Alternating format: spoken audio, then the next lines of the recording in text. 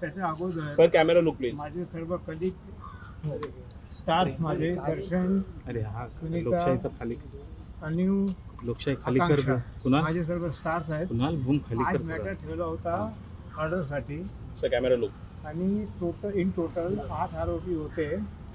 त्याच्यात माझे 5 होते, बाकी 3 होते. सर्वांना बेल ऑनरेबल कोर्टाने दिलेला आहे. हा जामीन देताना काही अटी शर्ती, कोणत्या बेसिसवर हा जामीन देण्यात आला? सॉरी, कोणत्या बेसिसवर हा जामीन देण्यात आला? अटी शर्ती एक असं आहे की एक कायद्यात म्हण आहे की truth has tendency to come up, it takes time.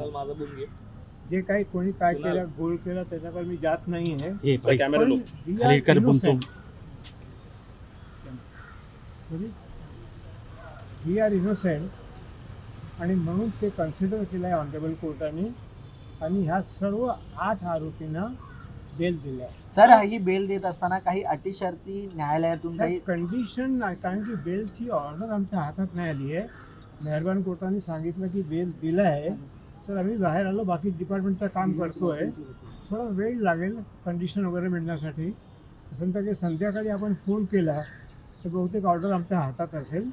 काही कंडिशन नक्कीच असणार. नक्की जे आरोप- याच्या पुढची जसं आहे की मुंबईच्या बाहेर नाही जायचं, बाकी त्या समोरच्या लोकांना भेटायचं नाही वगैरे वगैरे असे कंडिशन जनरली असतात.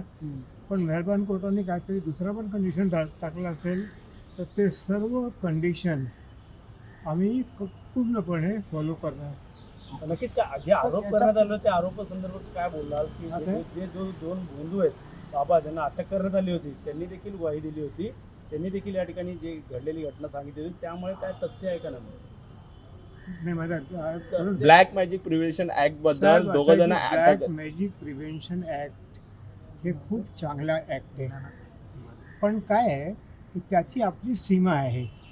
म्हणजे मी तुम्हाला इथे टिलक लावलं तर तो ब्लॅक मॅजिक झाला का?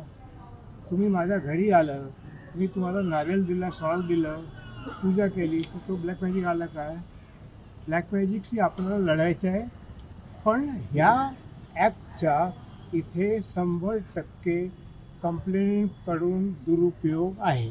Okay okay. Thank you sir. Hindi